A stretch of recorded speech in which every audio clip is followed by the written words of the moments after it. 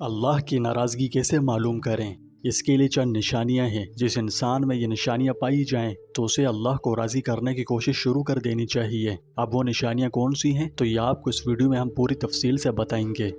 آج ہم ایک بہت ہی اہم اور حساس موضوع پر گفتگو کر رہے ہیں، جس کا عنوان اللہ کی ناراضگی کی نشانیاں کیا ہیں، ان کو کیسے پہچانا جائے، یعنی اللہ ہم سے ناراض ہے یا نہیں، اس کی کیا علامات ہیں۔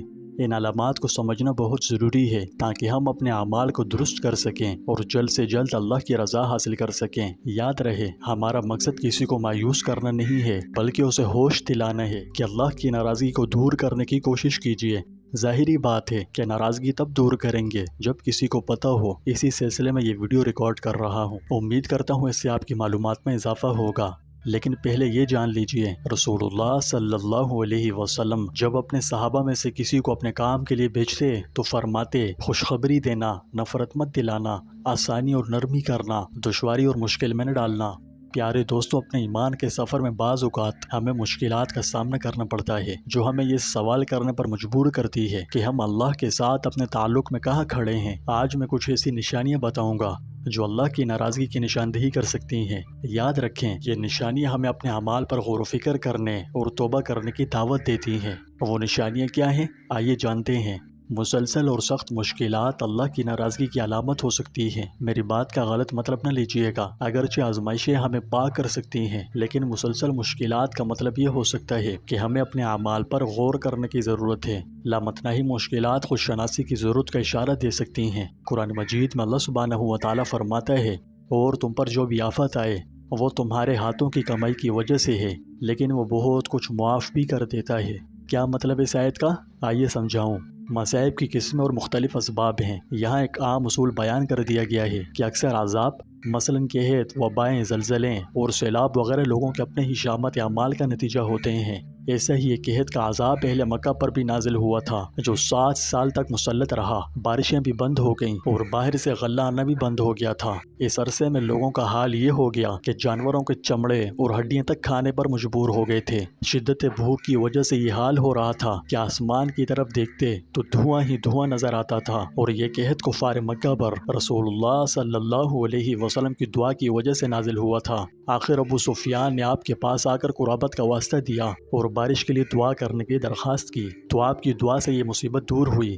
گویا جب اکثر لوگوں کی بدعمالیوں کی وجہ سے عذاب آتا ہے تو سب مخلوق کو اپنی لپیٹ میں لے لیتا ہے۔ اس کی مثال یوں سمجھیے کہ انسان کو اکثر بیماریاں غذا میں بد پرہیزی کی وجہ سے لاحق ہوتی ہیں، اور دودھ پیتے بچوں کو ماں کی بد پرہیزی کی وجہ سے۔ تاہم اس اصول میں بھی چند مستثنیات موجود ہیں۔ مثلاً ایماندار بندوں پر جو تکلیفیں آتی ہیں وہ ان کی شامت اعمال کا نتیجہ نہیں، بلکہ ان کے گناہوں کا کفارہ بن جاتے ہیں۔ حتیٰ کہ مومن کو اگر ایک کانٹا بھی چبھے تو وہ بھی کسی خطا کا کفارہ بن جاتا ہے۔ پھر مصیبتوں اور تکلیفوں کی ایک قسم وہ ہے جو اللہ کے پیغمبروں اور مخلص بندوں کو حق کے راستے میں پیش آتی ہیں۔ ان کے متعلق گناہوں کے کفارے کا تصور ہی غلط ہے۔ ان کے ذریعے تو اللہ پاک ان بزرگ ہستیوں کے درجات بلند کرتا ہے، اور ایسے مصائب سب سے زیادہ اللہ کے نبیوں اور پھر درجہ بدرجہ دوسرے مخلص بندوں کو پیش آتے ہیں۔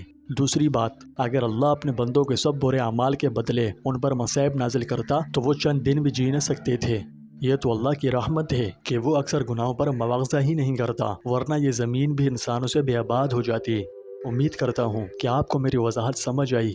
تو انسان کا مسلسل اور سخت مشکلات میں گھرے رہنا اللہ کی ناراضگی کی علامت ہو سکتی ہے، اس لیے فوراً اسے راضی کرنے کی کوشش شروع کر دینی چاہیے۔ اللہ کی ناراضگی کی دوسری نشانی برکت خسارہ ہے۔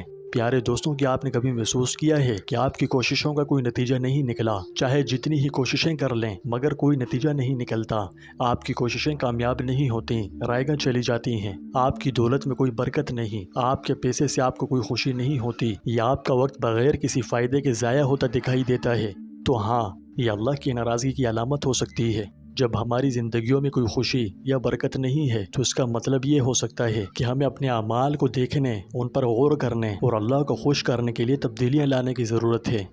تیسری نشانی، گناہ میں اضافہ اور توبہ کی کمی ہے۔ انسان گناہ کرتا رہے، ان سے خود کو نہ روکے اور توبہ کی ضرورت محسوس کیے بغیر گناہوں پر اڑا رہے تو یہ اللہ کی ناراضگی کو دعوت دینے کی ایک سنگین علامت ہے۔ نبی کریم صلی اللہ علیہ وسلم نے فرمایا، ہر انسان گناہ کرتا ہے اور گناہ کرنے والوں میں سب سے بہتر وہ ہے جو توبہ کرے۔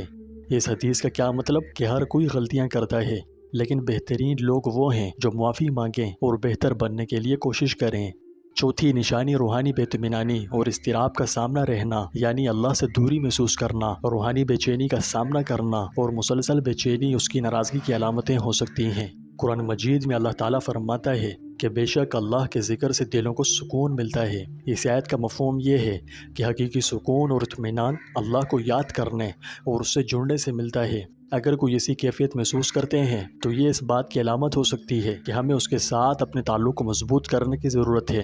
پانچویں نشانی معمول کی عبادات میں خلل واقع ہونا ہے، خاص کر نماز پڑھنے میں مشکل محسوس کرنا، نماز کے دوران توجہ مرکوز کرنے میں دشواری کا سامنا کرنا اور فرض عبادات سے غفلت برتنا اللہ کی ناراضگی کے نمایاں اشارے ہیں۔ یاد رہے، باقاعدہ عبادت اللہ سے ہمارا کلیدی تعلق ہے۔ اگر ہم ان کے ساتھ جدوجہد کرتے ہیں تو اس کا مطلب ہو سکتا ہے کہ ہمیں اس کے ساتھ اپنے تعلقات کو مضبوط کرنے پر زیادہ توجہ دینے کی ضرورت ہے، کیونکہ جب وہ کسی سے ناراض ہوتا ہے تو اس سے سجدے کی توفیق چھین لیتا ہے۔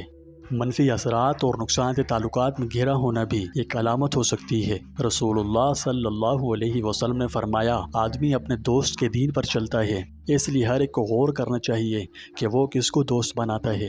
اس حدیث کا مفہوم یہ ہے کہ ہم جس کمپنی میں رہتے ہیں وہ ہمارے ایمان اور اعمال کو متاثر کر سکتی ہے۔ اگر ہمارے دوست ہمیں نیک اعمال اور نیکی سے دور کرتے ہیں تو اللہ کے قریب رہنے کے لیے ان رشتوں پر نظر ثانی کرنا ضروری ہے اور ایسی کمپنی اختیار کرنی چاہیے جو اللہ سے ہمارا تعلق مضبوط بنائے۔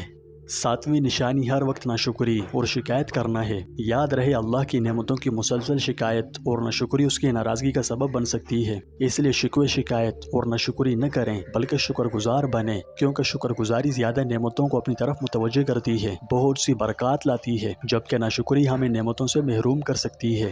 اللہ کی رضا اور نعمتوں کو برقرار رکھنے کے لیے اپنی زندگی میں اللہ کے احسانات کی قدر کرنا اور اس کا اعتراف کرنا ضروری ہے۔ اب سوال آتا ہے کہ آگے کیا کریں؟ یعنی اللہ کی ناراضگی کی نشانیاں تو آپ نے جان لی ہیں، اگر آپ ان علامات کو پہچان لیں اور خدا نخواستہ ان میں سے کوئی بھی نشانی آپ میں موجود ہو تو کیا کریں؟ آئیے اس کا حل جانتے ہیں۔ سب سے پہلے تو مایوس نہ ہو، کیونکہ مایوسی کفر ہے، بلکہ فوراً سچی توبہ کریں۔ سچی توبہ کرنا کوئی مشکل کام نہیں ہے، بس گناہ کرنا چھوڑ دیں، پھر اپنے کیے پر حقیقی پچھتاوا محسوس کریں، آخر میں سے دوبارہ نہ کرنے کا پختہ عہد کریں۔ اللہ معاف کرنے والا ہے اور وہ ان لوگوں سے محبت کرتا ہے جو سچے دل سے توبہ کرتے ہیں اور اپنی اصلاح کی کوشش کرتے ہیں۔ لہٰذا سچے دل کے ساتھ اس کی طرف پلٹنا اس کی بخشش اور رحمت کو متوجہ کر سکتا ہے۔ اگر آپ توبہ استغفار کے فضائل جاننا چاہتے ہیں تو میں نے اس پر کافی ویڈیوز بنائی ہوئی ہیں۔ دوسرے نمبر پر عبادات اور نیک اعمال میں اضافہ کریں، اپنی نمازوں کی پابندی کریں، نفلی نمازوں میں اضافہ کریں، قرآن پاک پڑھنا آتا ہے تو اس کی تلاوت کریں۔ اسی طرح نیک اعمال کرنا اللہ کے قریب ہونے کے طریقے ہیں۔ چھوٹے چھوٹے اعمال میں مستقل مزاجی اللہ کو محبوب ہے، اس کے ذریعے اس کا قرب حاصل ہوتا ہے۔ تیسری چیز، علم اور خود کی بہتری کی تلاش کریں، اسلام کے بارے میں مزید جانیں اور خود کو بہتر بنانے کی کوشش کریں۔ علماء کے لیکچرز میں شرکت کریں، مفید کتابیں پڑھیں اور اپنے آپ کو مثبت لوگوں سے گھیر لیجئے۔ چوتھی چیز، دعا کریں، ہدایت اور بخشش کے لیے دل سے دعا کریں۔ یاد رہے، دعا اللہ سے جڑنے کا ایک طاقتور ذریعہ ہے۔ پانچویں چیز، شکر گزار بنیں اور مشکلات پر صبر کریں۔ شکر گزاری اور صبر کی مشق کریں۔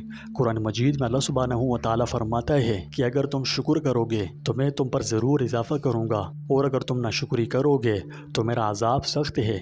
آخر میں ویڈیو کے خلاصے کے طور پر آپ کو بتاتا چلوں کہ اللہ سبحانہ و تعالیٰ کی ناراضگی کی علامات کو پہچاننا ہمارے اعمال کی اصلاح کی طرف پہلا قدم ہے۔ ہمیشہ اللہ کی خوشنودی حاصل کریں اور اپنے اعمال سے چوکس رہیں۔ اللہ پاک ہمارے گناہوں کو معاف فرمائے، ہمیں سیدھا راستہ دکھائے اور ہمیں اپنی رضا حاصل کرنے والوں میں شامل فرمائے۔ آمین۔